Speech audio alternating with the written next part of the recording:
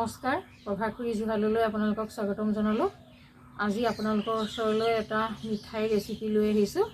এই মিঠাইবিধ হৈছে গজা।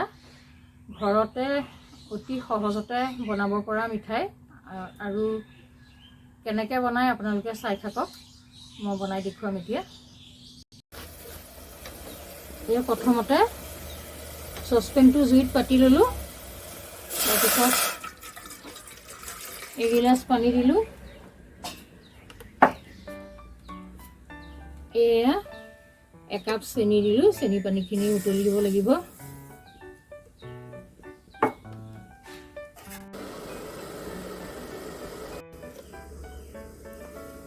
এয়া চেনি পানীখিনি পুৰা গলি পেলাই উতলি আছে।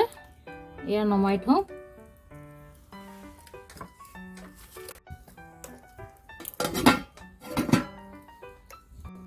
চেনি পানীখিনি গৰম হ'ল। সেইখিনি হোৱাৰ পিছত এতিয়া গজাৰ সামগ্ৰীৰ কাৰণে প্ৰথমে আমি এতিয়া এয়া অলপমান ময়দা লৈছোঁ। চব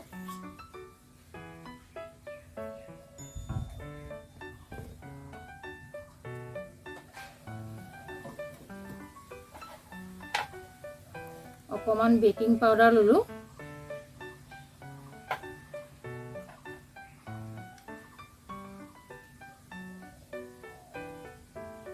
ঘি অলপমান লৈ ল'ম।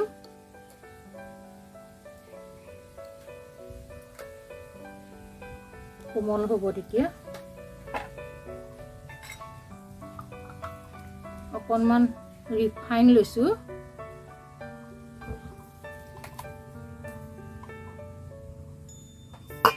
এতিয়া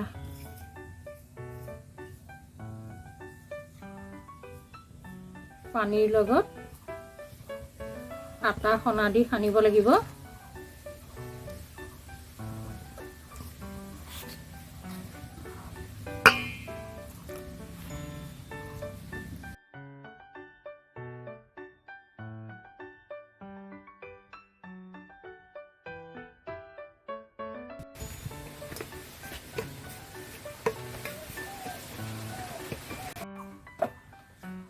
এইখিনি এতিয়া মুঠি হৈ গ'ল।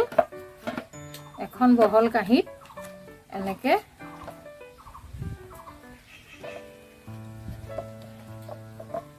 অকণমান সমানকৈ ল'ব লাগিব।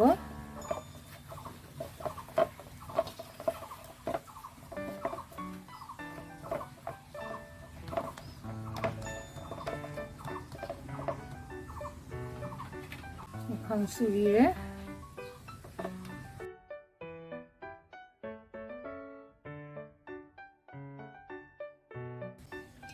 এয়া বনাই হৈ গ'ল। এতিয়া ভাজিম আৰু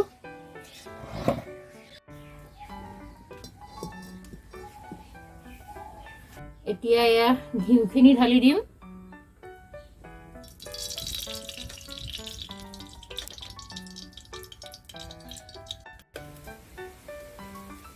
ঘিউ গৰম হ'ল।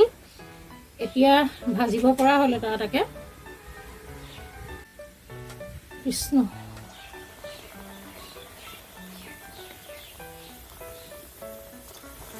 বতাহত জুইডাল দেখিছেনে কিমান দিগদাৰ কৰিছে। এনে কবিতাত কবিয়ে লিখা নাছিলে দেই, ফাগুনত দিন যাৰ বতাহ সদায় চতৰ শেহত লৈ বছৰ বিদায়।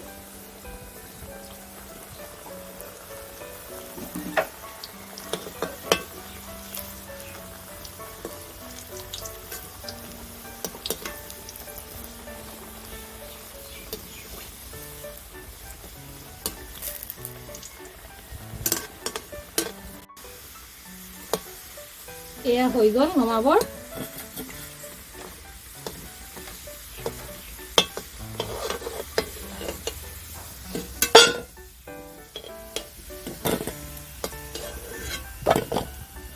আৰু এতিয়া অথনি যে বনাইছিলোঁ গৰম কৰি চেনি পানীবিলাক,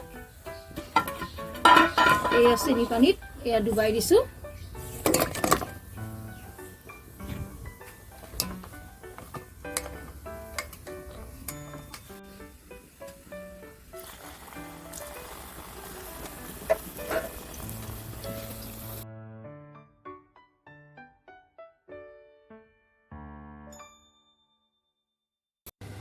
এয়া চাওক 2 ঘণ্টামান চেনি পানীত ডুবাই থলোঁ বহুত সুন্দৰ হৈছে দেখিবলৈ খাবলৈ বহুত ভাল লাগিব গৰম চাহৰ লগত এতিয়া খাব পাৰি